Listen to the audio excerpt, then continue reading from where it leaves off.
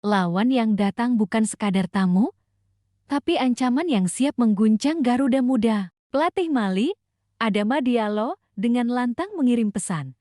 Mereka tak datang untuk kalah. Setelah menghancurkan Uzbekistan 5-1, Mali kini mengincar kemenangan berikutnya. Dan target terakhir mereka, Indonesia. Mampukah anak asuh Nova Arianto menghadang kekuatan Afrika di Piala Kemerdekaan 2025? Inilah ulasan lengkapnya, hanya di Cek Fakta. Piala Kemerdekaan 2025 pelatih Mali kirim ancaman untuk Indonesia. Ancaman nyata untuk timnas U17 Indonesia. Pelatih Mali mengaku tidak ingin melihat timnya menelan kekalahan. Adama Diallo mengungkap tujuan tampil di Piala Kemerdekaan 2025 di Indonesia, yakni sebagai persiapan di Piala Dunia U17 ke 2025. Di pertandingan pertama pada Selasa 12 Agustus tahun 2025, Mali tampil terengginas dengan mengalahkan Uzbekistan dengan skor 5-1. Kami datang kemari untuk persiapan Piala Dunia, kata Adama Diallo dalam konferensi pers di Medan, Rabu 13 Agustus tahun 2025. Di pertandingan selanjutnya, Mali akan bersua Tajikistan, tim yang sebelumnya bermain imbang melawan tuan rumah, Indonesia. Tajikistan lolos dari kekalahan setelah berhasil menyamakan skor menjadi 2-2 di penghujung pertandingan. Pernyataan Adama Diallo tak hanya sebagai peringatan untuk Tajikistan di laga selanjutnya, tetapi juga ancaman untuk Indonesia. Meski begitu, tujuan utama Mali di Piala Kemerdekaan 2025 memang sebagai persiapan sebelum tampil di Piala Dunia U17 ke 2025. Baca juga, Piala Kemerdekaan 2025 Timnas U17 Indonesia ditahan imbang Tajikistan, Nova Arianto tetap senang. Persiapan untuk menghadapi Piala Dunia terus kami matangkan. Kami datang ke sini untuk menang, kata Adama Diallo. Kami akan bermain selalu untuk menang dan itu terus kami tanamkan agar tim bisa terus menang di setiap laga. Laga Mali melawan Tajikistan akan digelar pada Jumat 15 Agustus tahun 2025 jam 15:30 WIB, diikuti Indonesia melawan Uzbekistan jam 19:30 WIB. Timnas U17 Indonesia asuhan Nova Arianto baru akan melawan Mali pada Senin 18 Agustus tahun 2025 sekaligus penutup turnamen. Meski hanya bermain imbang melawan Tajikistan, Matthew Baker merasa Timnas U17 Indonesia sudah solid dalam bermain. Fokus para pemain juga sebagai persiapan tampil dalam Piala Dunia U17 2025 di Qatar pada Oktober mendatang. Kami tidak mendapatkan hasil yang kami inginkan, yang secara pribadi saya rasa pantas kami dapatkan, kata Matthew Baker. Tapi menurut saya, ini adalah laga pembuka yang sangat solid. Fokus kami tentu mengarah pada Piala Dunia. Kami sudah membangun fondasi yang bagus, dan sekarang kami punya poin-poin yang bisa kami perbaiki. Kami akan menghadapi banyak laga bagus melawan lawan berkualitas dan itu penting karena grup Piala Dunia nanti akan sangat menantang. Piala Kemerdekaan 2025 bukan sekadar turnamen persahabatan biasa. Diadakan di Indonesia menjelang peringatan Hari Kemerdekaan, ajang ini menjadi mini turnamen internasional yang mempertemukan 4 tim, Indonesia tuan rumah, Mali, Uzbekistan, dan Tajikistan. Selain untuk memeriahkan bulan Agustus, turnamen ini punya fungsi strategis bagi Indonesia dan Tajikistan, menguji kekuatan sebelum tampil di Piala Dunia U17 2025 di Qatar. Bagi Mali, adaptasi cuaca dan memperkuat chemistry tim. Bagi Uzbekistan, mengukur level permainan melawan lawan berbeda benua. Bagi Indonesia, turnamen ini juga menjadi kesempatan untuk menguji strategi Nova Arianto yang baru beberapa bulan menjabat sebagai pelatih timnas U17.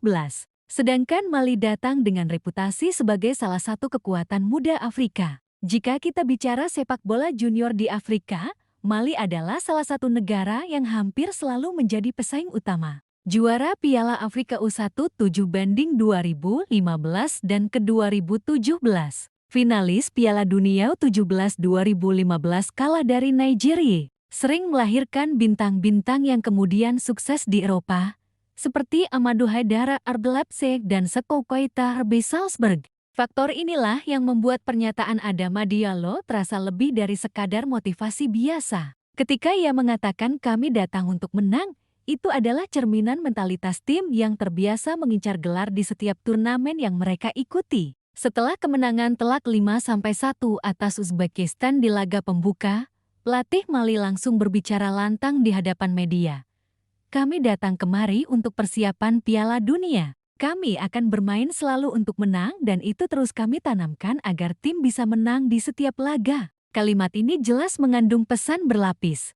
Untuk Tajikistan yang akan mereka hadapi di laga berikutnya. Untuk Indonesia yang akan menjadi lawan terakhir Mali di turnamen ini. Artinya, Mali tidak melihat turnamen ini sekadar latihan, melainkan ajang untuk memantapkan mental juara. Format turnamen ini menggunakan sistem klasemen mini, di mana setiap tim akan bertemu sekali. Jadwal pentingnya, 15 Agustus tahun 2025 Mali vs Tajikistan 15,3 WIB, Indonesia vs Uzbekistan 19,3 WIB 18 Agustus tahun 2025 Indonesia vs Mali partai penutup. Posisi laga Indonesia melawan Mali di akhir turnamen justru bisa menjadi penentu juara. Jika kedua tim sama-sama mengoleksi poin penuh di laga sebelumnya, duel itu akan menjadi final tidak resmi. Indonesia membuka turnamen dengan hasil 2-2 melawan Tajikistan. Meski sempat unggul, gawang Garuda Muda kebobolan di menit-menit akhir. Pelatih Nova Arianto memilih untuk melihat sisi positif,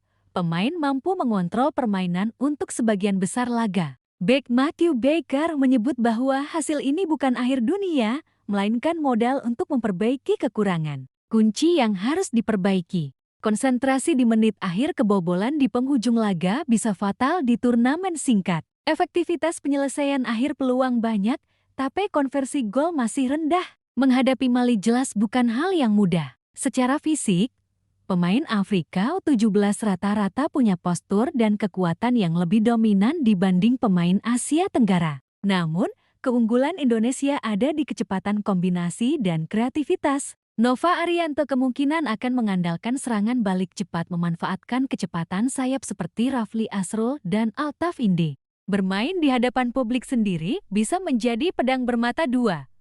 Positif, dukungan supporter bisa membangkitkan motivasi. Negatif, tekanan besar bisa membuat pemain muda gugup. Laga melawan Mali akan menguji mental pemain Garuda Muda apakah mampu tetap fokus di bawah sorotan ribuan pasang mata. Jika melihat hasil Mali yang menghancurkan Uzbekistan, skor besar melawan Tajikistan pun bukan hal mustahil. Namun, ada peluang Indonesia bisa mencuri poin.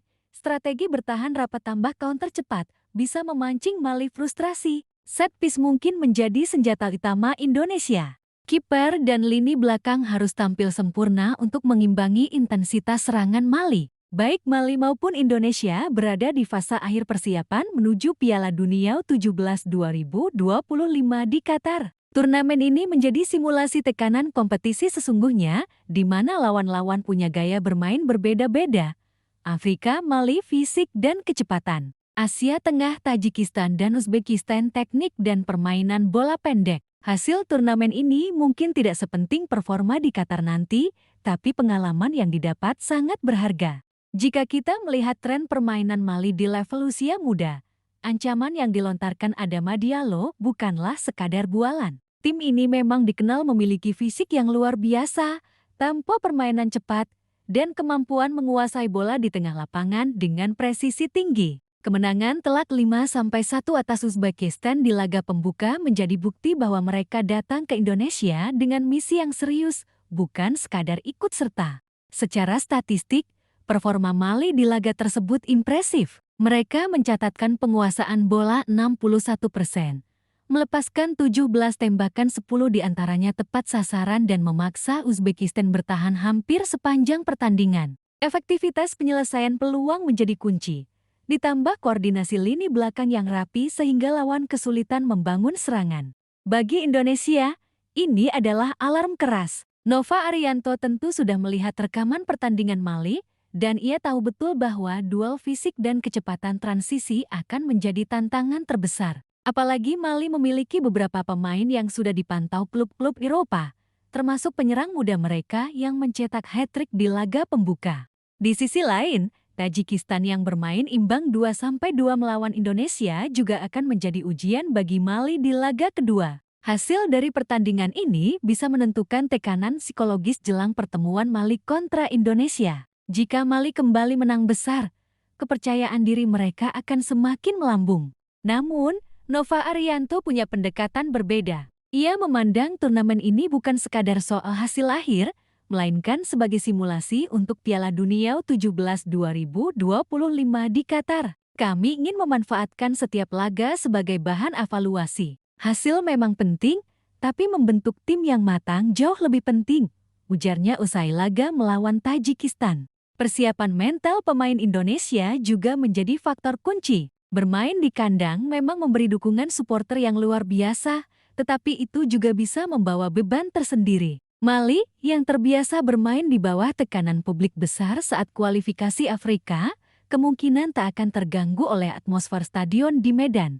Menariknya, Piala Kemerdekaan 2025 ini juga mempertemukan gaya permainan yang berbeda.